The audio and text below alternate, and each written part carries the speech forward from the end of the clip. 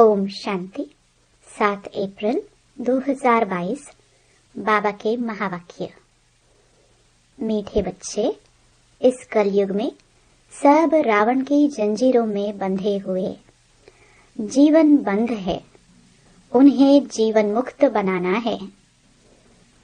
प्रश्न: कौन सा वर्षा आप ब्राह्मणों के साथ साथ सभी मनुष्य आत्माओं को भी मिलता है? उत्तर: जीवन मुक्त बनने का वर्षा सभी को मिलता है। तुम ब्रह्मा की औलाद ब्राह्मण बनते हो, इसलिए तुम्हें 21 जन्मों के लिए जीवन मुक्ति का वर्षा मिलता है। बाकी सबको अपने अपने धर्म में पहले पहले जीवन मुक्ति अर्थात सुख फिर दुख मिलता है। हर एक आधा समय सुख और आधा समय दुख भोगते हैं। बाकी हर एक स्वर्ग के सुख नहीं भोग सकते। उसके लिए तो ब्राह्मण बनना पड़े, पाठशाला में शिक्षा लेनी पड़े, माया पर विजयी बनना पड़े। गीत मुखड़ा देख ले प्राणी। ओम शांति। यह किसने कहा? अपने दिल रूपी दर्पण में देखो कि कितने पाप हैं, कितने पुण्य हैं, अर्थात 5 विकारों पर कितनी जीत पहनी है। हम लायक बने हैं श्री नारायण को वरने, क्योंकि जीवन मुक्ति व स्वर्ग के मालिक तो राजा रानी भी बनते हैं, प्रजा भी बनती है। तो दर्पण में अपने को देखना है कि माँ बाप जितनी सेवा हम कर सकते हैं। यह सिर्फ तुम ब्राह्मण ही जानते हो कि यह कलयुग है और सब जीवन बंध में है, एक भी जीवन मुक्ति में नहीं है। तुम भी जीवन बंध में थे। अभी जीवन मुक्ति पाने के लिए बाप पुरुषार्थ कराते हैं। बाप ने समझाया है, इस समय सब मनुष्य मात्र जीवन बंध में है, क्योंकि है ही कलयुग। रावण की जंजीरों में बंधे हुए हैं। कलयुग है जीवन बंध, सतयुग है जीवन मुक्त। राम राज्य में यथा राजा रानी तथा प्रजा सब जीवन मुक्त है। रावण राज्य में जीवन बंध है, यथा राजा रानी तथा प्रजा। इस समय सब मनुष्य मात्र जीवन बंध में है, तमो प्रधान दुखी हैं। अब सबको सतो प्रधान में जाना है। सतो प्रधान शुरू होता है सतयुग में। हर एक आत्मा को अपना अपना पाठ बचाना है। आत्मा अपने अपने धर्म में जब आती है, शांति धाम से तो पहले पहले जीवन मुक्त है। सतयुग त्रेता में किसको जीवन बंध नहीं कहेंगे, क्योंकि रावण राज्य ही नहीं। कलयुग में रावण राज्य है। सारी पृथ्वी पर जीवन बंध राज्य है। आदि सनातन देवी देवता धर्म का पहला नंबर जो है, वह भी जीवन बंध में है। अब जीवन मुक्त बन रहा है। जीवन मुक्ति का अर्थ यह नहीं कि सभी सतयुग त्रेता में आ जाएंगे, नहीं। रावण के दुख से छुड़ाना, उसको ही जीवन मुक्ति कहा जाता है। मनुष्य मनुष्य को मुक्ति व जीवन मुक्ति दे नहीं सकते। मुक्ति अर्थात निर्वाण धाम में सबको बाप ही ले जाते हैं। पहले सब मुक्ति में जाएंगे, फिर जीवन मुक्ति में नंबरवार धर्म अनुसार आएंगे। ऐसे नहीं कि सतयुग में नहीं आते तो जीवन मुक्त नहीं कहला सकते। पहले पहले जो भी आते हैं, अपने धर्म में वे जीवन मुक्ति में हैं। आत्मा को पहले सतो प्रधान बनना है, फिर सतो रजो तमो में आना है। हर चीज नई से पुरानी होती है, पुरानी से फिर नई बनती है। इस समय साधु संत आदि सब जीवन बंध में है ही कलयुग। जब तक बाप न आए, उनको बाबा कहा जाता है। फिर महाकाल कहो या कोई भी नाम रखो, असल नाम है शिव बाबा। बाबा बाबा कहते ही रहते हैं। गॉड फादर परमपिता परमात्मा कहते हैं। बाप समझाते हैं, मैं आकर बच्चों को मुक्ति जीवन मुक्ति दोनों ही देता हूँ। पहले पहले जो भी आएंगे जरूर सुख में आएंगे, फिर पीछे दुख में आना है। मुक्ति के बाद जीवन मुक्ति आती है, फिर पीछे है जीवन बंध। पहले पहले जरूर सुख में आना है। बाप सभी को सुख का वर्षा देते हैं, फिर कोई का एक जन्म भी सुख का होगा। आया थोड़ा सुख पाया और मरा। उनको ड्रामा में इतना ही पाठ है। वृद्धि तो मनुष्यों की होती ही रहती है। अब तक आते ही रहते हैं, जास्ती रहने वाले तो नहीं हैं। विनाश सामने खड़ा है। जो नए आएंगे फिर भल कलयुग में आए, परंतु आते ही दुख नहीं भोगेंगे। जरूर उनका कहाँ अच्छा ही मान होगा। मुक्ति धाम से हमेशा पहले जीवन मुक्ति में जाना होता है। माया के बंधन से मुक्त हो पहले सुख में उतरेंगे, फिर दुख में आएंगे। इस समय सब जर्जरीभूत अवस्था को पाए हुए हैं। अपना सुख और दुख का पाठ बचाए सब मुक्ति और जीवन मुक्ति धाम में आएंगे। मुक्ति है ही वाया, जाएंगे फिर आएंगे जरूर। सारी दुनिया के मनुष्य मात्र जो जिस जिस धर्म में आए हैं वह फिर ऐसे ही आएंगे। जनक को भी जीवन मुक्ति मिले ना, ऐसे नहीं कि राजाई इस समय नहीं है, वह भी पिछाड़ी में आकर ज्ञान लेंगे जरूर। जीवन मुक्ति तो तुम सबको मिलती है, परंतु नंबरवार पुरुषार्थ अनुसार। और जो सब धर्म हैं उनके लिए फिर कहेंगे नंबरवार पुरुषार्थ अनुसार और धर्म अनुसार। जो भी देवी देवता धर्म वाले और धर्म में चले गए हैं वह सब निकल आएंगे। सबको वापस आना है। पहले ब्राह्मण बनना है। यूं तो ब्रह्मा की औलाद तो सब हैं, परंतु ब्राह्मण सब नहीं बनेंगे। जो ब्राह्मण बनते हैं उन्हों के लिए 21 जन्म जीवन मुक्त कहा जाता है। राजगद्दी पर बैठते हैं तो राजयोग सीखना पड़े। यह पाठशाला है। पाठशाला में शिक्षा लेनी पड़े। कायदे भी बहुत हैं। एक बार लक्ष्य मिल गया फिर विलायत में भी रहकर पढ़ सकते हैं। बरोबर हम शिव बाबा के बच्चे हैं। बाप से वर्षा जरूर लेना है। पत्र भी लिखते हैं।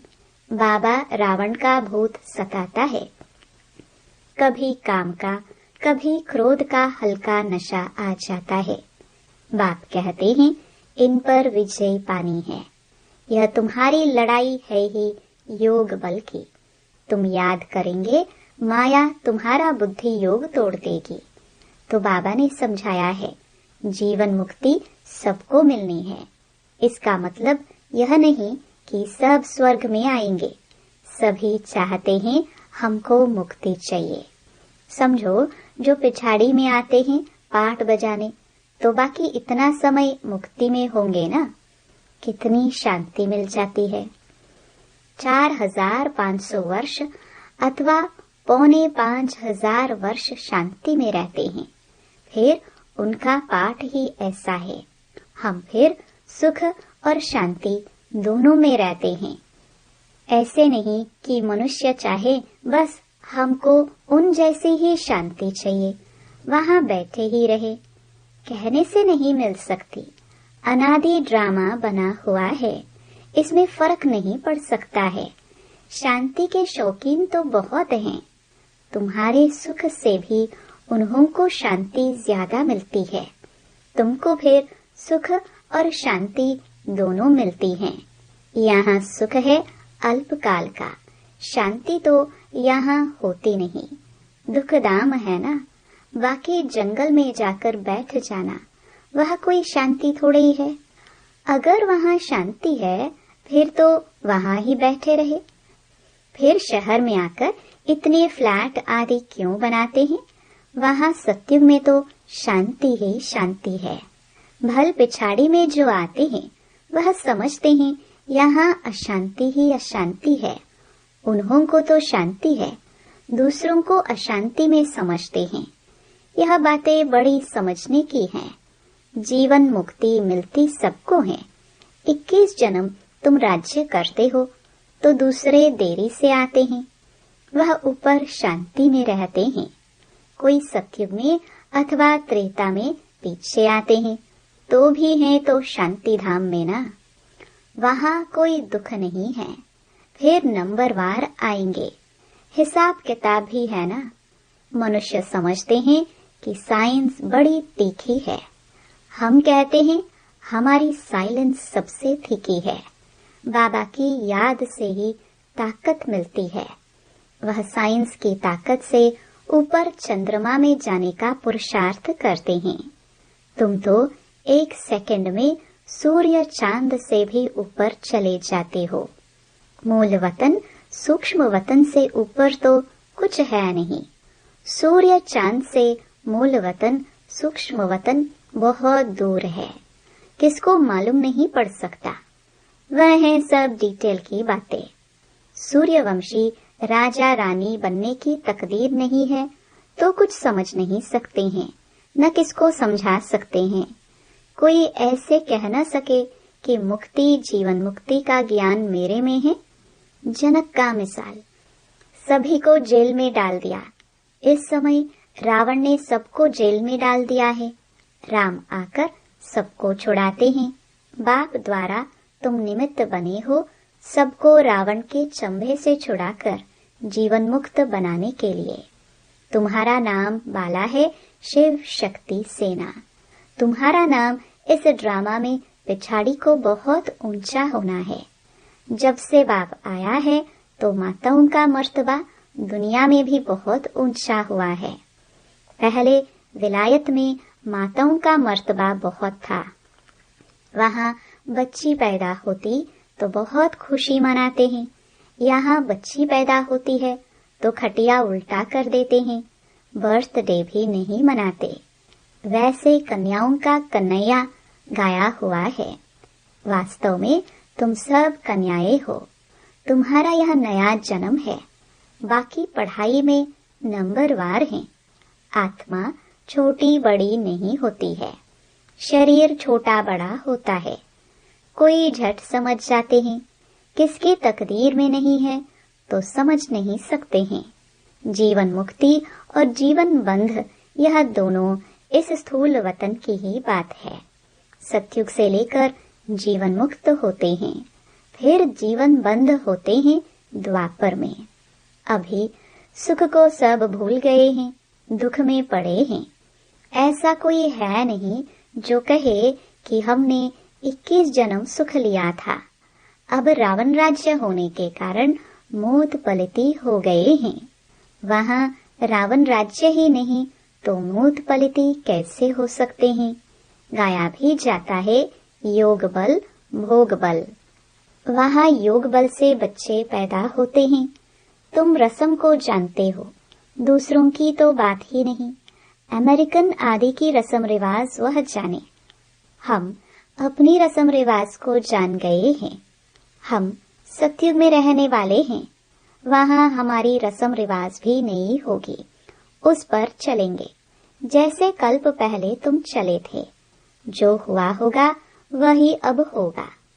बच्चे ध्यान में जाकर रस्म रिवाज देख कर आते हैं, परंतु फिर भी ऊंच पद पाने का पुरुषार्थ करना है। जिन्होंने वहाँ की रस्म रिवाज बताई वह सब अभी है नहीं, तो इनसे कुछ फायदा तो होता ही नहीं है। तो सारा मदार है पढ़ाई पर, योग और ज्ञान। योग अर्थात बाप को याद करना, ज्ञान अर्थात चक्र फिराना। यह तो सहज है। बाप कहते हैं मेरे पास आना है इसलिए मुझे याद करो। मनुष्य को मरने समय कहा जाता है राम राम कहो, अर्थ कुछ भी समझते नहीं। श्री कृष्ण कहने से भी वहाँ पहुँच तो नहीं जाते। ले जाने वाला फिर भी बाप है। विकर्म विनाश होने बिगर तुम वापस कैसे जाएंगे? अभी सबकी कयामत का समय है, फिर अपने अपने समय पर आएंगे। यह पॉइंट धारण करनी है, नोट करनी है। तुमको माता पिता को फॉलो करना चाहिए। मम्मा कभी किसको तंग नहीं करती थी। कईयों की बहुत रिपोर्ट आती है, मैनर्स नहीं है। परमपिता परमात्मा पढ़ाते हैं, कितना दिमाग चाहिए। अच्छी चलन वाले पर सभी का प्यार रहेगा। कोई तो बड़ा तंग करते हैं, अपने आप को ही चमाट मारते हैं, तो पद भ्रष्ट हो जाएगा। गाया भी जाता है, हिंदू लोगों ने अपने आप को चमाट मारी है। ईश्वर जो राज्य भाग्य देता है, उनको सर्वव्यापी कह दिया है। यह अपने को चमाट मारी है, तब यह हाल हुआ है। शास्त्रों में दिखाया है कि भगवान कहते हैं कि मैं सर्वव्यापी हूँ, परंतु भगवान खुद कहते हैं मैं कोई तुम्हारे जैसा थोड़े हूँ जो अपने को चमाट मारूंगा। क्या मैं कुत्ते बिल्ली में हूँ? बाप कहते हैं तुमने मेरी ग्लानि की है। यह भी ड्रामा, फिर भी ऐसे ही होगा। अच्छा, मीठे मीठे सिखिलदे बच्चों प्रति माता पिता बाप दादा का याद प्यार और गुड मॉर्निंग। रूहानी बाप की रूहानी बच्चों को नमस्ते। धारणा के लिए मुख्य सार। पहला, कोई भी उल्टी चलन नहीं चलनी है। अच्छे गुण धारण करने हैं। माता पिता को फॉलो करना है। दूसरा, योग बल से काम क्रोध के हल्के नशे को भी समाप्त करना है। निमित्त बन सबको रावण की जंजीरों से छुड़ाने की सेवा करनी है। वरदान, क्या, क्यों, ऐसे और वैसे के सभी प्रश्नों से पार रहने वाले सदा प्रसन्नचित्त भव। जो प्रसन्नचित्त आत्माएं हैं, वे स्व के संबंध में व सर्व के संबंध में, प्रकृति के संबंध में, किसी भी समय, किसी भी बात में संकल्प मात्र भी क्वेश्चन नहीं उठाएंगे। यह ऐसा क्यों व यह क्या हो रहा है, ऐसा भी होता है क्या? प्रसन्नचित्त आत्मा के संकल्प में हर कर्म को करते, देखते, सुनते, सोचते यही रहता है कि जो हो रहा है वह मेरे लिए अच्छा है और सदा अच्छा ही होना है। वे कभी क्या, क्यों, ऐसा, वैसा इन प्रश्नों की उलझन में नहीं आते। स्लोगन, स्वयं को मेहमान समझकर हर कर्म करो तो महान और महिमा योग्य बन जाएंगे। ओम शांति। मेरे मीठे मीठे भाई और बहनों, बाबा के इस अनमोल खजाना यानी ज्ञान रूपी मुरली को जन जन तक पहुंचाना हम सब की कर्तव्य नहीं बल्कि धर्म है। मैं तो अपना धर्म निभा रही हूँ, अब आपकी बारी। आप भी अपनी व्हाट्सएप और फेसबुक और दूसरे सोशल मीडिया के ग्रुप में शेयर कीजिए। क्या पता आपके इस नेक काम की वजह से किसी की जिंदगी जीने की एक नई राह मिल जाए। और हाँ, आप भी इस YouTube चैनल को सब्सक्राइब कर लीजिएगा ताकि आपको भी रोजाना बाबा की मुरली को सर्च करना ना पड़े। शिव बाबा की अमृत वर्षा हम सब पर ऐसे ही बरसती रहे।